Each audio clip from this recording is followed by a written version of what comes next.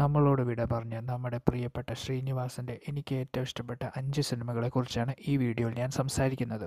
5-ാം സ്ഥാനത്ത് ആനവാൽ മോതിരം. ഡ്യൂട്ടി സമയത്ത് റിസ്ക് എടുക്കാൻ മടിക്കുന്ന പേടിത്തൊണ്ടനായ ജെയിംസ് ഒരു ദിവസം തനിക്കൊരു രോഗമുണ്ടെന്നും താൻ പെട്ടെന്ന് മരിക്കാൻ പോവാന്ന് അറിഞ്ഞതിന് ശേഷം ധീരനായ പോലീസ് ഓഫീസറായി മാറുന്നു. ശ്രീനിവാസൻ്റെ കയ്യിൽ ഈ റോൾ ഭദ്രമായിരുന്നു. പുള്ളിയുടെ സ്റ്റൈലിലുള്ള ചില മാസ് രംഗങ്ങളും ഈ പടത്തിലുണ്ടായിരുന്നു. 4-ാം സ്ഥാനത്ത് പത്മശ്രീ ഭരത് ഡോക്ടർ സരോജ് കുമാർ.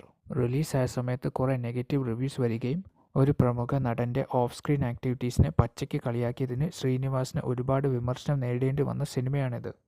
പക്ഷേ അന്നും ഇന്നും എനിക്ക് ഈ സിനിമ കാണാൻ ഒത്തിരി ഇഷ്ടമാണ്. 2012-ൽ പുറത്തിറങ്ങിയ ഈ സിനിമ മലയാളം ഫിലിം ഇൻഡസ്ട്രി ആ സമയത്ത് നേരിടുന്ന പല പ്രതിസന്ധികൾ വളരെ ബോൾഡായിട്ട് ശ്രീനിവാസൻ സ്ക്രീനിൽ കാണിച്ചു.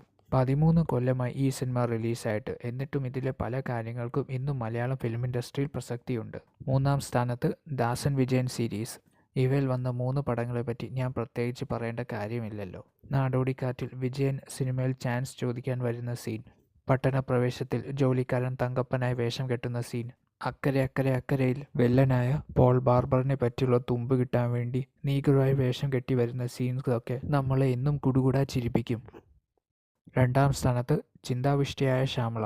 ഇതിൽ ശ്രീനിവാസൻ അവതരിപ്പിച്ച വിജയൻ എന്ന കഥാപാത്രത്തെ കാണുമ്പോൾ ഈ വിജയൻ ശരിക്കും ഞാനാണോന്ന് വരെ തോന്നിപ്പോകും.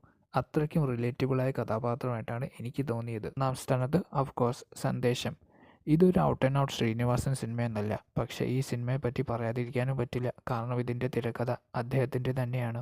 മലയാളത്തിലെ ഏറ്റവും മികച്ച പൊളിറ്റിക്കൽ സറ്റയർ സിനിമയായിട്ടാണ് എല്ലാവരും സന്ദേശത്തെ കാണുന്നത്. പക്ഷേ ഞാൻ ഇതിനെ കാണുന്നത് ഏറ്റവും മികച്ച ഫാമിലി ഡ്രാമ സിനിമയായിട്ടാണ്. ഈ സിനിമ ഞാൻ എപ്പോൾ റീവാച്ച് ചെയ്താലും എനിക്കൊരു ഫ്രഷ്നെസ് ഫീൽ ചെയ്യും. ഒരിക്കലും മടുക്കാത്ത ഒരു എവർഗ്രീൻ ക്ലാസിക്കാണ് എനിക്ക് സന്ദേശം.